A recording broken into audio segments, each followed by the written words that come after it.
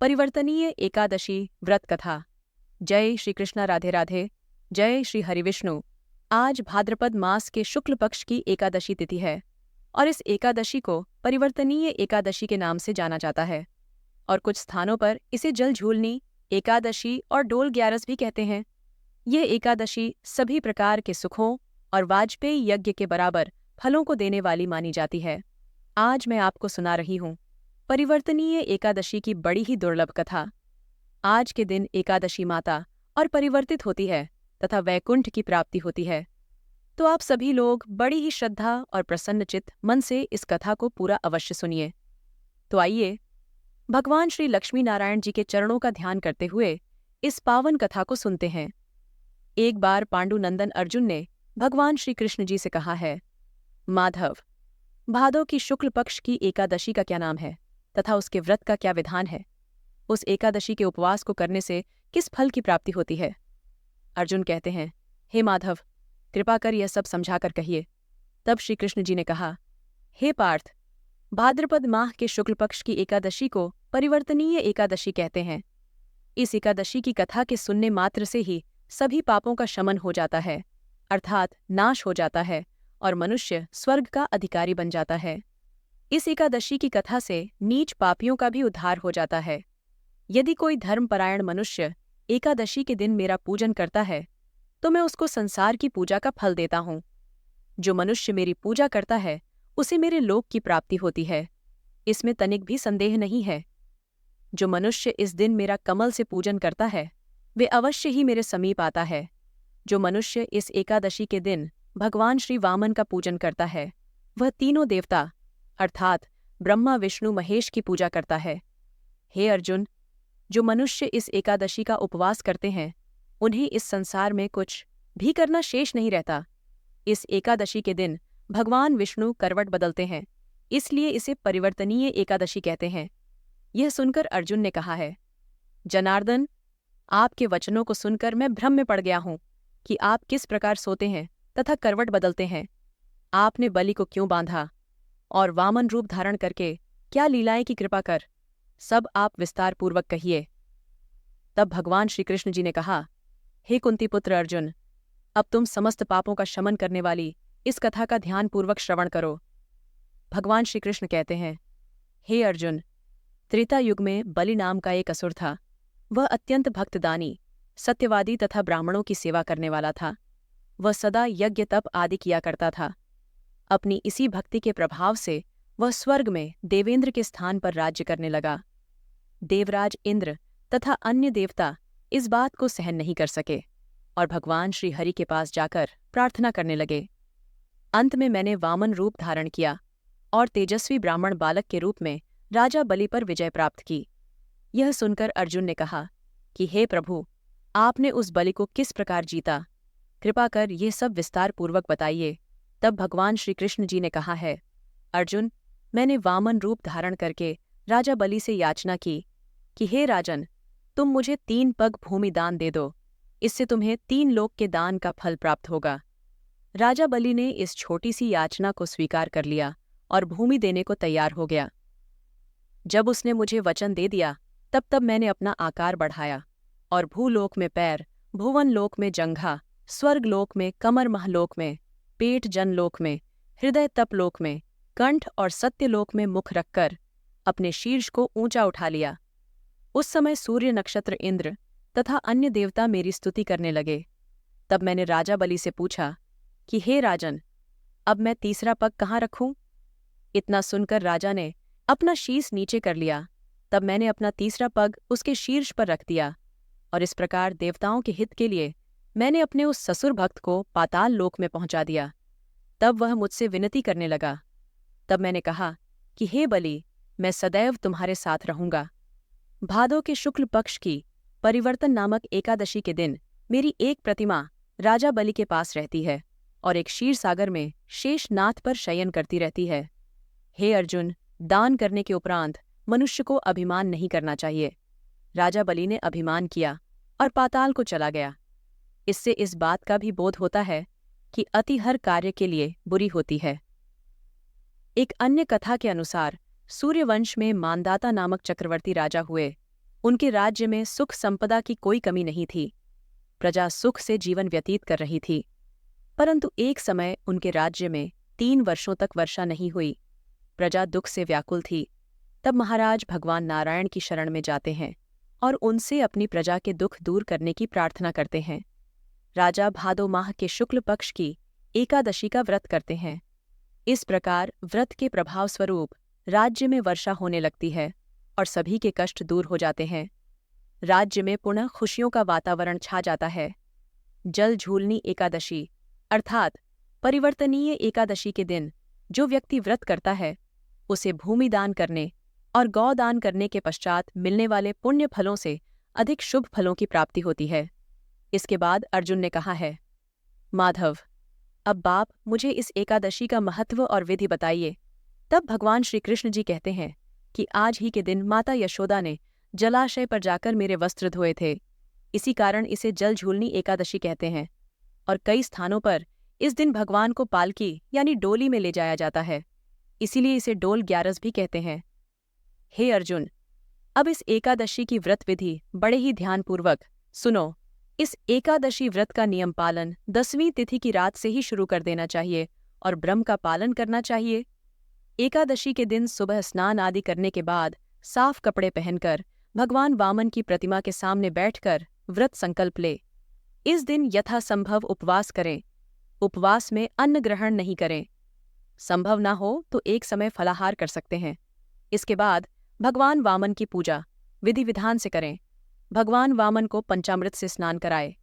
स्नान के बाद उनके चरणामृत को वृत्ति अपने और अपने परिवार के सभी सदस्यों के अंगों पर छिड़क और उस चरणामृत को पिए।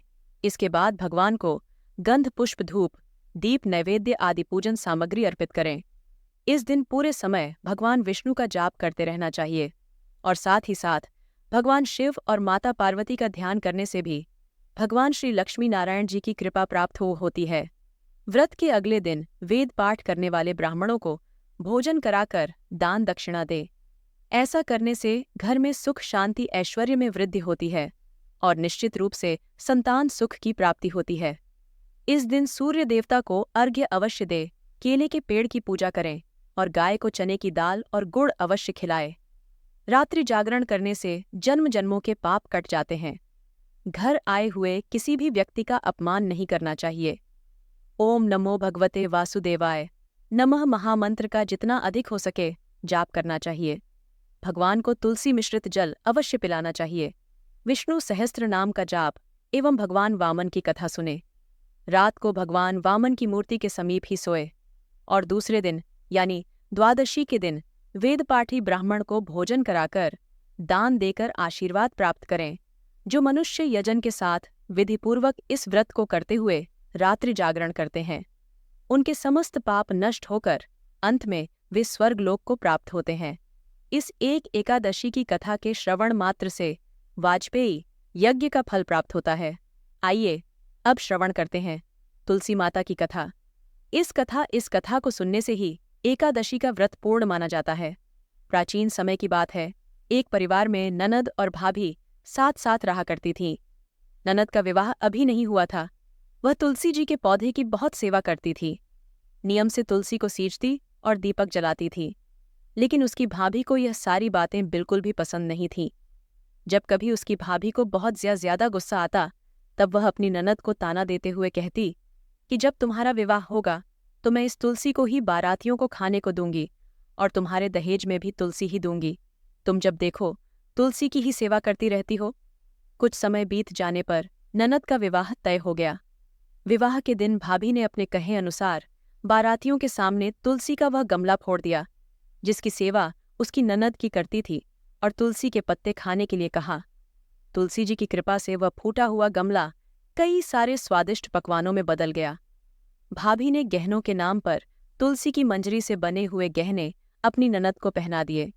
देखते ही देखते तुलसी जी की मंजरी से बने वह गहने भी सुंदर सोने जवाहरात में बदल गए। इतना ही नहीं, भाभी ने मारे क्रोध के वस्त्रों के स्थान पर तुलसी का जनेऊ रख दिया और वह भी सुंदर रेशमी वस्त्रों में बदल गया। अब जब ननद अपनी ससुराल में पहुंची तो ससुराल में तो उसके दहेज की बहुत प्रशंसा हुई। ये बात भाभी के कानों तक भी पहुंची तो उसे बहुत आश्चर्य हुआ। उसने सोचा कि उसने तो ननद के गहने कपड़े और जने तक तुलसी जी के ही रखे थे और तुलसी की मंजरी रखी थी। ये सब जानकर भाभी को बहुत आश्चर्य हुआ। अब उसे तुलसी की पूजा का महत्व समझ में आ गया था। उस भाभी की भी एक बेटी थी।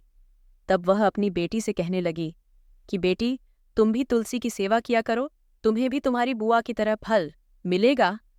वह जबरदस्ती अपनी बेटी से तुलसी की सेवा करने को कहा करती, लेकिन बेटी का मन तो तुलसी की सेवा में लगता ही नहीं था। धीरे धीरे समय बीता। भाभी की लड़की बड़ी हो गई। अब उसके विवाह का समय आ गया। तब भाभी सोचने लगी कि जैसा व्यवहार मैंने अपनी ननद के साथ किया था, वैसे ही अब मैं अपनी बेटी के साथ भी करूंगी, तो यह भी गहनों से लद जाएगी और बारातियों को भी खाने में तरह तरह के पकवान मिलेंगे और ससुराल में भी इसे बहुत मान सम्मान मिलेगा। यही सोचकर भाभी बारातियों के सामने तुलसी का गमला फोड़ देती है, लेकिन इस बार गमले की मिट्टी मिट्टी रहती है। मंजरी और पत्ते भी अपने ही रूप में रहते हैं। जनिव ने भी अपना रूप नहीं बदला। और जब भाभी ने सभी बारातियों को खाने में तुलसी के पत्ते दिए, तो यह देखकर सभी लोग और बाराती भी भाभी की बुराई करने लगे। भाभी ने लालच में आकर अपनी बेटी के दहेज में भी तुलसी के पत्ते और मंजरी आदि रख दिए थे। जब बेटी अपने ससुराल पहुंची तो वहां पर भी उसकी बुराई ही हुई। भाभी गुस्से के मारे कभी भी अपनी ननद को नहीं बुलाती थी। एक दिन भाई ने सोचा कि मेरी पत्नी तो मेरी बहन को बुलाती नहीं है, क्यों ना मैं ही अपनी बहन से मिलकर आऊं। ये सोचकर उसने अपनी पत्नी से कहा और कुछ उपहार अपनी बहन के लिए ले जाने की बात कही, तो भाभी ने थैले में ज्वार भरकर कह दिया कि यह लो और कुछ नहीं है, तुम यही लेकर जाओ। तब भैया बहुत दुखी मन से अपनी बहन के पास चल दिया। रास्ते में वह सोचता रहा कि कोई भाई भला अपनी बहन के घर ज्वार कैसे लेकर जा सकता है। यही सोचकर वह एक गौशाला के पास रुक गया और ज्वार का वह थैला उसने एक गाय के सामने पलट दिया। तभी एक ग्वाले ने यह सब देख लिया। तब ग्वाले ने आकर भाई से कहा कि अरे, आप गाय के सामने ये हीरे मोती और सोना क्यों डाल रहे हो? इसे तो घास डालनी होती है। तब भाई ने मुड़कर देखा तो वह हैरान रह गया। फिर भाई ने ग्वाले को सारी बात बताई और धन लेकर खुशी खुशी अपनी बहन के घर चल दिया। दोनों भाई बहन एक दूसरे को देखकर बहुत प्रसन्न हो गए। तब बहन ने तुलसी माता से सच्चे मन से प्रार्थना की कि उसकी भाभी को सद्बुद्धि प्राप्त हो जाए और तुलसी माता की कृपा से उनके घर में सुख समृद्धि और धन के भंडार भर जाए। तब कुछ दिनों के बाद देखते ही देखते भाभी का मन बदल गया और वह अपनी ननद को बहुत मान सम्मान देने लगी और अब वह भी सच्चे मन से तुलसी जी की सेवा करने लगी। तुलसी माता की कृपा से उनके घर में सुख समृद्धि के भंडार भर गए। उनके घर में अब कला क्लेश नहीं होता था और सभी सुख से रहने लगे। प्रेम से बोलिए तुलसी माता की जय। अब आइए शव करते हैं समस्त पापों का नाश करने वाली भगवान श्री हरि विष्णु की सच्ची कथा, जिसे सुनने मात्र से दुख दारिद्र्य समाप्त हो जाता है। कन्नौज में एक ब्राह्मण रहता था। उसका नाम अजामिल था। यह अजामिल बड़ा शास्त्रज्ञ था। शील सदाचार और सद्गुणों का तो यह खजाना ही था। ब्रह्मचारी विनी जितेंद्रिय सत्यनिष्ठ मंत्र विता और पवित्र भी था। इसने गुरु संत महात्माओं सबकी सेवा की थी। एक बार अपने पिता के आदेशानुसार वन में गया और वहां से फल फूल समिधा तथा कुछ लेकर घर के लिए लौटा। लौटते समय इसने देखा कि एक व्यक्ति मदिरा पीकर किसी वेश्या के साथ विहार कर रहा है। वेश्या भी शराब पीकर मतवाली हो रही है। अजामिल ने पाप किया नहीं, केवल आंखों से देखा और काम के वश हो गया। अजामिल ने अपने मन को रोकने की बहुत कोशिश की, लेकिन नाकाम रहा। अब यह मन ही मन उसी वेश्या का चिंतन करने लगा और अपने धर्म से विमुख हो गया। अजामिल सुंदर सुंदर वस्त्र, आभूषण आदि वस्तुएं जिनसे वह प्रसन्न होती ले आता। यहाँ तक कि इसने अपने पिता की सारी संपत्ति देकर भी उसी कुलटा को रिझाया। ये ब्राह्मण उसी प्रकार की चेष्टा करते जिससे वह वेश्या प्रसन्न हो।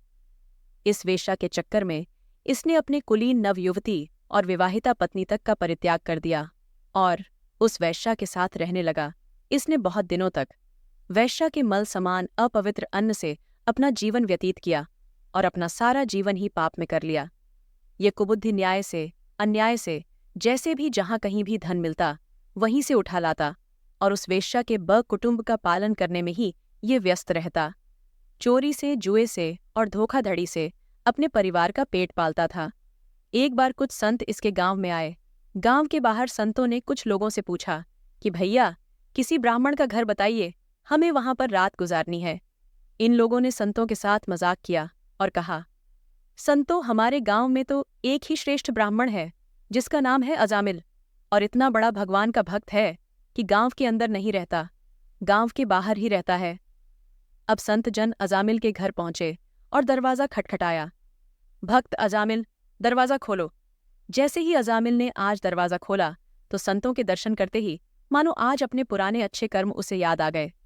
संतों ने कहा कि भैया, रात बहुत हो गई है, आप हम लिए भोजन और सोने का प्रबंध कीजिए। अजामिल ने सुंदर भोजन तैयार करवाया और संतों को करवाया। जब अजामिल ने संतों से सोने के लिए कहा तो संत कहते हैं, भैया, हम प्रतिदिन सोने से पहले कीर्तन करते हैं, यदि आपको समस्या ना हो तो हम कीर्तन कर ले। अजामिल ने कहा, आप ही का घर है महाराज, जो दिल में आए सो करो। संतों ने सुंदर कीर्तन प्रारंभ किया और उस कीर्तन में अजामिल बैठा। सारी रात कीर्तन चला और अजामिल की आंखों से खूब आंसू गिरे, मानो आज आंखों से आंसू नहीं, पाप धूल गए हैं। सारी रात भगवान का नाम लिया। जब सुबह हुई, संत जन चलने लगे तो अजामिल ने कहा, महात्माओं, मुझे क्षमा कर दीजिए, मैं कोई भक्त वक्त नहीं हूं, मैं तो एक महापापी हूं। मैं वैश्या के साथ रहता हूं और मुझे गांव से बाहर निकाल दिया गया है। केवल आपकी सेवा के लिए मैंने आपको भोजन करवाया, नहीं तो मुझसे बड़ा पापी कोई नहीं है। संतों ने कहा, अरे अजामिल, तूने यह बात हमें कल क्यों नहीं बताई? हम तेरे घर में रुकते ही नहीं। अब तूने हमें आश्रय दिया है तो चिंता मत कर। ये बता, तेरे घर में कितने बालक हैं? अजामिल ने बता दिया कि महाराज 9 बच्चे हैं और अभी यह गर्भवती है। संतों ने कहा कि इस बार जो तेरे संतान होंगी वह तेरे पुत्र होगा और तू उसका नाम नारायण रखना, जा तेरा कल्याण हो जाएगा। संत जन आशीर्वाद देकर चले गए। समय बीता, उसके पुत्र हुआ, नाम रखा नारायण। अजामिल अपने पुत्र नारायण में बहुत आसक्त था। अजामिल ने अपना संपूर्ण हृदय अपने बच्चे नारायण को सौंप दिया था। हर समय अजामिल कहता था, नारायण, भोजन कर लो, नारायण, पानी पी लो, नारायण, तुम्हारा खेलने का समय है, तुम खेल लो। हर समय नारायण नारायण करता था। इस तरह 8 वर्ष बीत गए। वह अतिशय मूढ़ हो गया था। उसे इस बात का पता ही न चला कि मृत्यु मेरे सिर पर आप पहुंची है। अब वह अपने पुत्र बालक नारायण के संबंध में ही सोचने विचारने लगा। इतने में ही अजामिल ने देखा कि उसे ले जाने के लिए यमराज के दूत आए हैं और वह नारायण नारायण पुकारने लगा। भगवान के पार्षदों ने देखा कि यह मरते समय हमारे स्वामी भगवान नारायण का नाम ले रहा है, उनके नाम का कीर्तन कर रहा है। आता वे बड़े वेग से झटपट व पहुंचे। उस समय यमराज के दूत दासीपति अजामिल के शरीर में से उसके सूक्ष्म शरीर को खींच रहे थे। विष्णुदूतों ने बलपूर्वक रोक दिया। उनके रोकने पर यमराज के दूतों ने उनसे कहा, अरे, धर्मराज की आज्ञा का निषेध करने वाले तुम लोग हो कौन? तुम किसके दूत हो? कहाँ से आए हो? और इसे ले जाने से हमें क्यों रोक रहे हो? जब यमदूतों ने इस प्रकार कहा तब भगवान नारायण के आज्ञाकारी पार्षदों ने हंसकर कहा, यमदूतों, यदि तुम लोग सचमुच धर्मराज के आज्ञाकारी हो तो हमें धर्म का लक्षण और धर्म का तत्व सुनाओ। दंड का पात्र कौन है? यमदूतों ने कहा, वेदों में जिन कर्मों का विधान किया है वे धर्म है और जिनका निषेध किया है वे अधर्म है। वेद स्वयं भगवान के स्वरूप है, वे उनके स्वाभाविक श्वास, प्रश्वास एवं स्वयं प्रकाश ज्ञान है। ऐसा हमने सुना है। पाप कर्म करने वाले सभी मनुष्य अपने अपने कर्मों के अनुसार दंडनीय होते हैं। भगवान श्री हरि विष्णु जी के पार्षदों ने कहा, यमदू, ये बड़े आश्चर्य और खेद की बात है कि धर्मों की सभा में अधर्म प्रवेश कर रहे हैं, क्योंकि वहां निरपराध और अदनी व्यक्तियों को व्यर्थ ही दंड दिया जाता है। यमदूतों, इसने कोटि कोटि जन्मों की पाप राशि का पूरा पूरा प्रायश्चित कर लिया है, क्योंकि इसने विवश होकर ही सही भगवान के परम कल्याण में मोक्षप्रद नाम का उच्चारण तो किया है। जिस समय इसने नारायण इन 4 अक्षरों का उच्चारण किया, उसी समय केवल उतने से ही इस पापी के समस्त पापों का प्रायश्चित हो गया। चोर, शराबी मित्र, द्रोही, ब्रह्मघाती, गुरु पत्नीगामी, ऐसे लोगों का संसर्ग, स्त्री, राजा, पिता और गाय को मारने वाला, चाहे जैसा और चाहे जितना बड़ा पापी हो, सभी के लिए यही इतना ही सबसे बड़ा प्रायश्चित है कि भगवान के नामों का जाप किया जाए, क्योंकि भगवान नामों के उच्चारण से मनुष्य की बुद्धि भगवान के गुण, लीला और स्वरूप में रम जाती है और स्वयं भगवान की उसके प्रति आत्मीय बुद्धि हो जाती है। तुम लोग अजामिल को मत ले जाओ, इसने सारे पापों का प्रायश्चित कर लिया है, क्योंकि इसने मरते समय भगवान के नाम का उच्चारण किया है।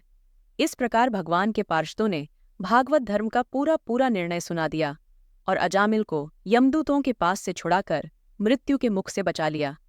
भगवान की महिमा सुनने से अजामिल के हृदय में शीघ्र ही भक्ति का उदय हो गया। अब वह अपने पापों को याद करके बड़ा पश्चाताप करने लगा। अजामिल मन ही मन सोचने लगा, अरे मैं कैसा इंद्रियों का दास हूँ। मैंने एक दासी के गर्भ से पुत्र उत्पन्न करके अपना ब्राह्मण नष्ट कर दिया।